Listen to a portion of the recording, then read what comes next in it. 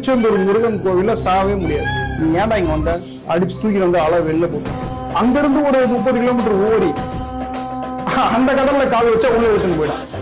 அப்புறம் எங்கன்னா ஒதுங்க வேண்டியதுதான். ஆனால் திருச்செந்தூர் கோவில்ல மட்டும் உங்களுடைய வாழ்க்கையை முருகர் அடியோடு மாற்றுவார். மிகப்பெரிய விஷயம். கடல்ல குளிச்சுட்டு சுவாமியை பார்த்துட்டு மடிப்பிச்சை எடுத்தா என்ன நீங்க வேண்டுதல் வைக்கிறீங்களோ அந்த வேண்டுதல் நிறைவேறிவிடும். ஆண்டிகளால் கட்டப்பட்ட ஆலயம், மேற்கு நோக்கிய ராஜகோபுரம், செந்திலாண்டவன் உள்ள இல்ல, முருகர் தான் கடல், கடல் தான் முருகர். ஆனா என்ன பொறுத்த வரைக்கும் முருகர் எங்க இருக்காருன்னு கேட்டா நான் 2 இடத்துல இருப்பார்.